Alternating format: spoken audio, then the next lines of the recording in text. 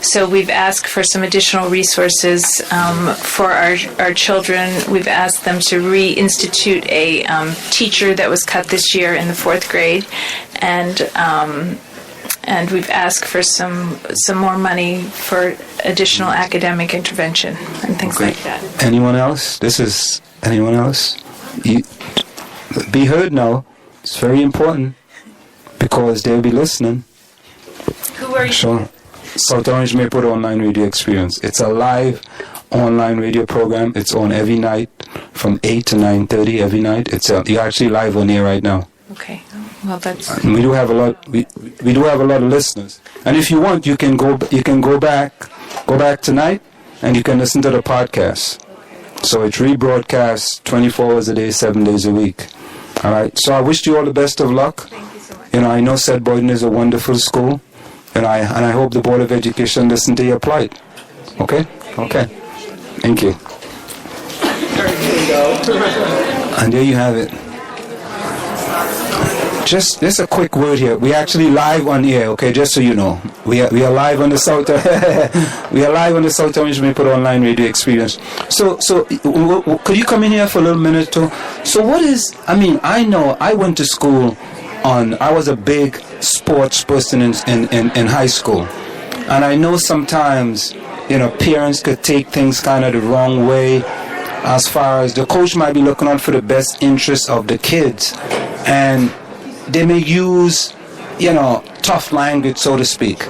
And sometimes parents may take that in the wrong way. And also, I know that when you don't get a lot of playing time, as a parent, you look at things a little differently. Do you think that's part of the problem that we have here with the baseball team? It's not unique to here. It's not unique to Maplewood South Orange. I think you see it all over the state and the country.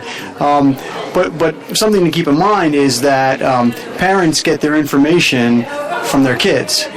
And I've got two of them, two boys in the high school, and they're not always the most reliable reporters of information either. So I think sometimes before parents take what their high school age children have to say and use it as evidence that a coach isn't doing his or her job, they should be a little bit more careful about. No, some may say that you as the president of the Booster Club may be somewhat biased towards the coach and the athletic director. What would you say about that? Well, I would say that I know them probably a little better than most parents because I work with them so closely, but I don't think it makes me biased. My son, as I said in my remarks, plays both basketball and baseball, and I'm just a fan at the basketball games, and I can tell you he's a good coach too. So, yeah. So what about you? From the perspective of that, there are so many parents. If there are two kids who may think that it's bullying, isn't that something that should be a concern? Well, absolutely. I think that, all kids, are important. Kids are in the sports program, and that, like the parent said, if there's 25 kids in the program and 2 or 3 have a bad experience, that's an important, that's something to be, conscious of. On the other hand, everybody's different. The kids are all different. The coaches are different, and not everything is going to gel perfectly, but you do have to be aware of those issues and look at them and deal with them as adults. I think sometimes parents, you get hot-headed, things get, you should see the way the parents are yelling at some of those umpires and stuff, and it's not, and it doesn't belong in high school sports. And so I think, it's important for the parents to really sort of, reflect upon themselves and the whole experience and what the kids are getting out of it, and not just. But do you think this is a situation? In sports, at the end of the day, sometimes when your kids don't get playing time, the parents then start to sort of influence the kids as far as, how they want you to perceive of the coach, because you're not getting enough playing time. So why didn't he play? He only played you 2 minutes today. He only played you 5 minutes today. Or he didn't play you first base, he played you on second base, and he didn't make you steal. Sometimes the parents think they are better coaches than the coaches. Absolutely true. I mean, and that's not just in high school sports. That comes, through, the youth sports all the way up. And it's, and it's a lot of the parents too, if you look at them, played sports when they were kids. And so now they're sort of living vicariously through their kid. And, and you see a lot of parents can be hard on their own kids too.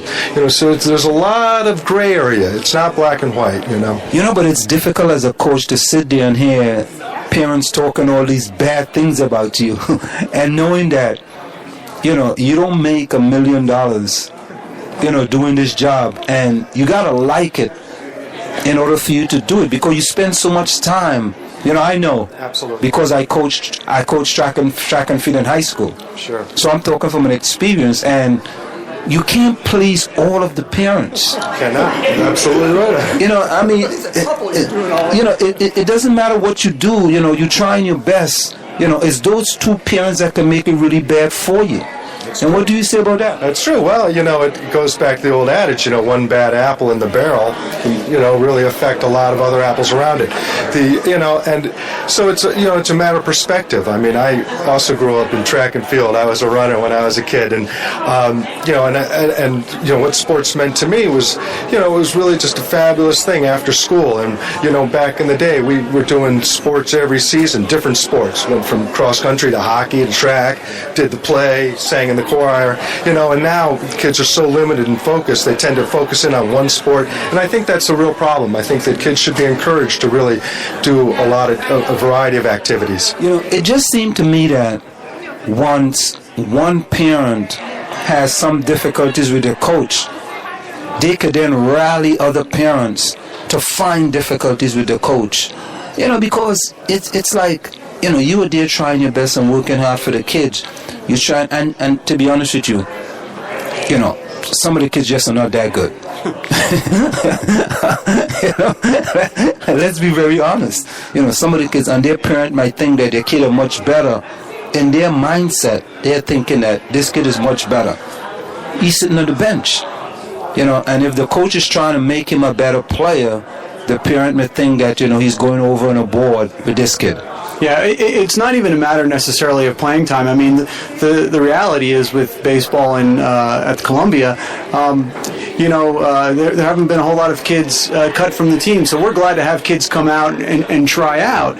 But it's a matter of sometimes not having the success that you think they're going to have or that they should have. And a lot of kids can get over a loss a little quicker than their parents can.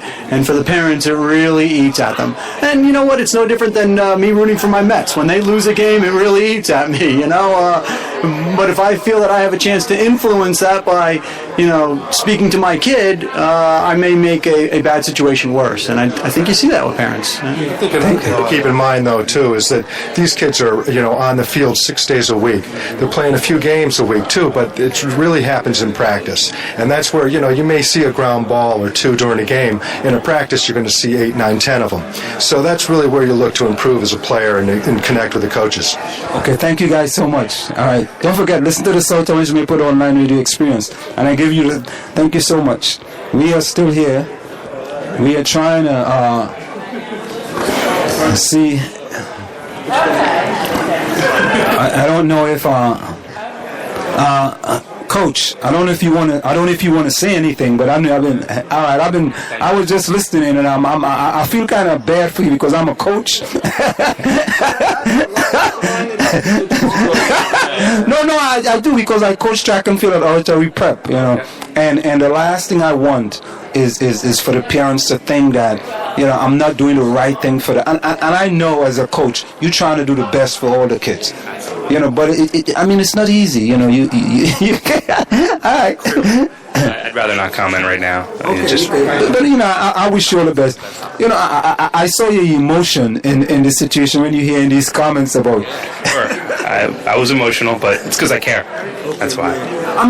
Don't talk about the situation. Don't talk about that. Just talk about that you really care for these kids. As a coach, you know, you these are like your kids, and this is not where you make, you know, a ton of money. No, we definitely don't do this for the money. That's for sure. This is not for the money, you know what I mean? I went to Columbia High School along with my assistant coach, and you know, we bleed red and black, and we just want to coach because we love the sport and we love the kids. Well, thank you so much, Coach. Thank you.